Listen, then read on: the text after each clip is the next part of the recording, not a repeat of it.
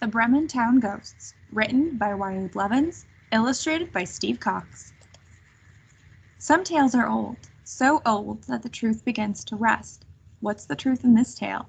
Only the ghosts can say. Many years ago, an unlikely group of animals became friends. They came from homes where animals were not loved. Donkey's owner kicked him when he was slow, beat him when he was fast, and screamed at him all day.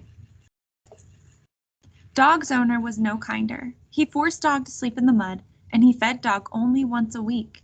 Cat's owner was almost never home, but when he was, he would push Cat off his chair and force him to sleep on the cold roof.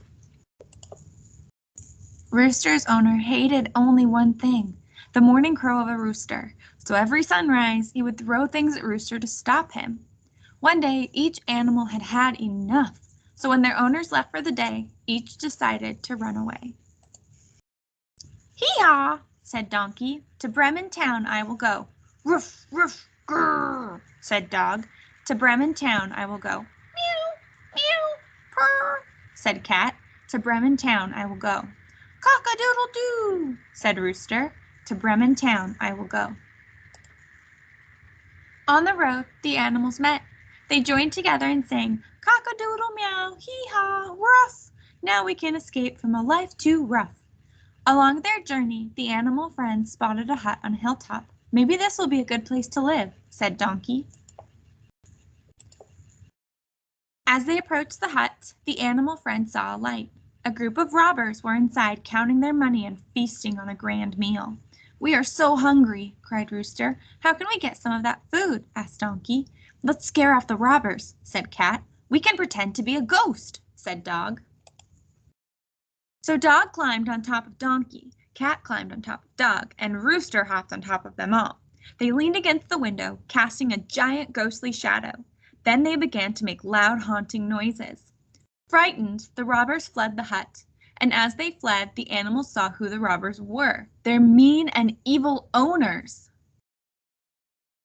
The animal friends raced in. They munched and crunched on the delicious feast. Soon they fell asleep. From the bottom of the hill, the robbers watched. "We have been tricked by our animals," they said. So they decided to take back the hut. But they weren't the only ones who wanted the animals out. The robbers tiptoed up the hill. They surrounded the hut. Then on the count of 3, they gave a fearsome roar. The animals dashed around the hut for a place to hide. They tried one closed closet door, then another and another, but none would open. Something was holding them shut. And as the robbers burst in, a gaggle of ghosts floated into the room. Plop, flop, drop! In an instant, the animals and robbers fell dead from fright. To this day, their ghosts haunt the hut. At night, visitors hear strange noises, screams of terrified animals, moans of trapped robbers. They are the last sounds the visitors ever hear. The end.